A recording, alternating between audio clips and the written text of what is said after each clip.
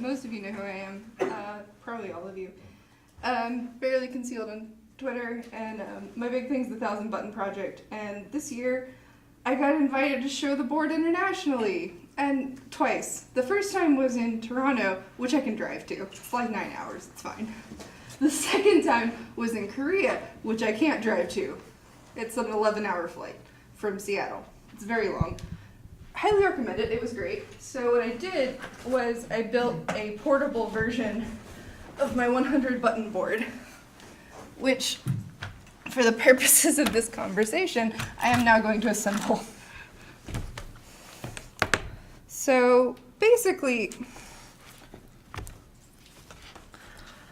it's very weird. I've never done this with people like watching. So basically, this is the board. It's got 100 buttons, 50 on either side. And 2 weeks before I went to Korea, I decided that I should cut this one in half instead of the main one, because this one's a bit easier. But as you can imagine, cutting a board in half also makes it really hard to put it back together. So talked to Adam there, and his dad's a woodworker, and when I had him cut it in half, which was very nice, which he'd help with, he was also very concerned that I wouldn't be able to support it fully the way I intended to. So he made those nice little dowel rod things, which combine it. So this board is one I took to GDC earlier this year, but I ended up having to rewire it because I used cheap Alibaba buttons, and they were really bad. But it uses two sort of interlocking window latches. There's a second piece of wood. Woo! Not that wood like. So, and then surprising news, this got checked at the border every time it passed. Possibly because of the mallet.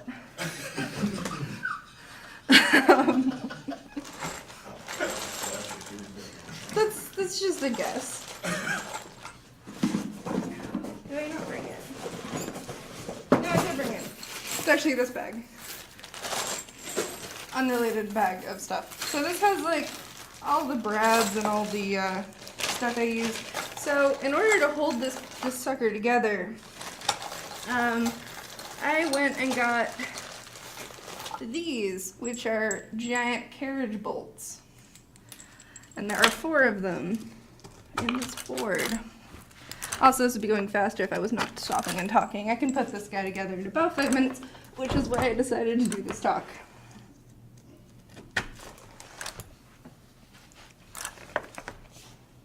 But basically, you got the tiny dowel rods holding it together, and then you got these guys who are pieces of hardwood from my parents' house, because they just remodeled. And we might not even have to use the mallet, which is great news, because the Koreans were very alarmed when I pulled a mallet out of the bag to fix things. But also, oh, we might have to use the mallet.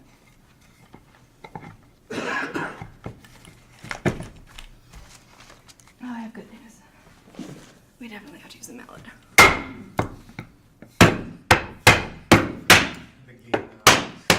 Microphone's loving it. Sorry. Tim got it, that's all. But that is why I brought the towel. So basically, the key to showing things internationally is really just having something that's easily transportable, or in case that's really hard because you made a huge thing and are now full of regret over the size of the project that you've decided to show internationally, I'm making a version of it that's slightly smaller. I'm going to forego the washers because this guy's going to stay together for like 30 minutes today.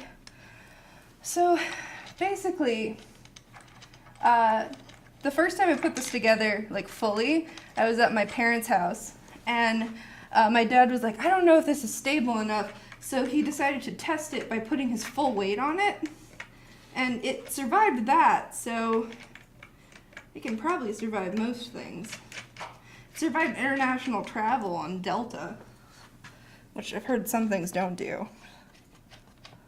But basically, that's kind of it. Yeah, oh.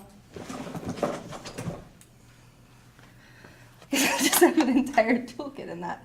The other thing with traveling internationally, especially with showing alternative controls, is that you've got to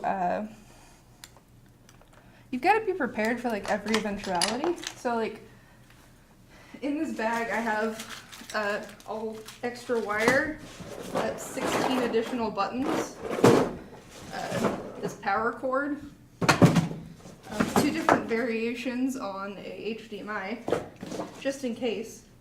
You would not believe how many people forget that. Clorox wipes, which I stole from Red Bull. Huge container bag of ibuprofen. This thing, I'm just like loaded up.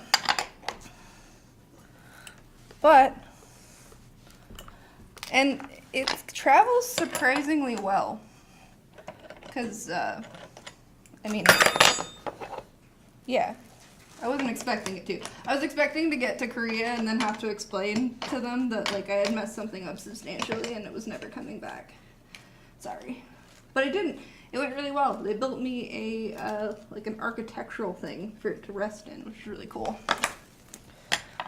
I'm sorry that my technique is messy. But yeah, that's basically it. I sewed this slip cover on so I could hide it so small children couldn't get into it. And yeah, that's it. Now it is in one piece.